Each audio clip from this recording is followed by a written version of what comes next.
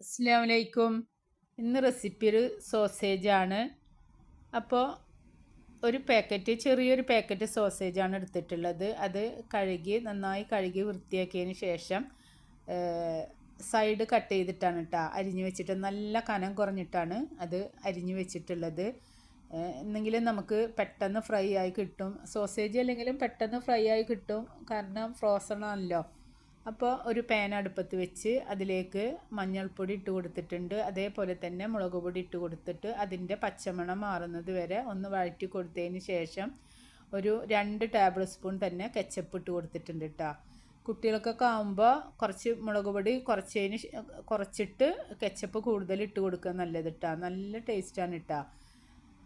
എന്നിട്ട് അതിൻ്റെ പച്ചമണം മാറുന്നത് വരെ ഒന്ന് വഴറ്റി കൊടുത്തതിന് ശേഷം എടുത്തു വെച്ച സോസേജ് ഇതിലേക്ക് ഇട്ട് കൊടുക്കുക.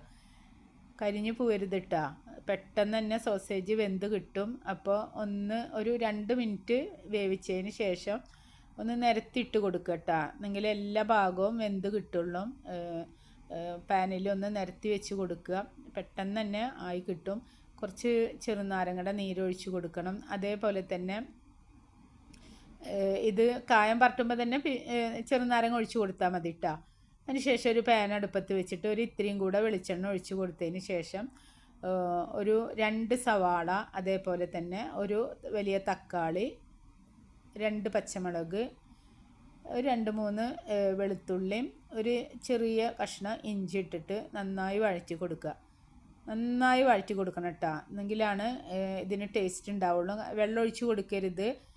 എന്നിട്ട് മൂടി വെച്ചതിന് ശേഷം വഴറ്റി കൊടുത്തിട്ട് അതിലേക്ക് നമ്മൾ എടുത്തു വെച്ച സോസേജ് ഇതിലിട്ട് കൊടുക്കുക. അപ്പോൾ ഇത്തിരി മഞ്ഞൾപ്പൊടിയും അതേപോലെ ഒരു 1/2 ടേബിൾ സ്പൂൺ കുരുമുളക് പൊടി, 1/4 ടീസ്പൂൺ ഗരം മസാല, എന്നിട്ട് ഒന്നും കൂടെ വഴറ്റി കൊടുക്കണം കേട്ടോ.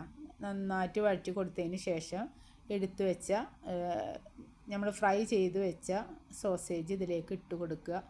എന്നിട്ട് ഒരു 2 മിനിറ്റ് വരെ ഒന്ന് ഇളക്കി കൊടുത്തതിന് ശേഷം മൂടി വെച്ചിട്ട് സെർവ് ചെയ്യാം നമുക്ക് കേട്ടോ.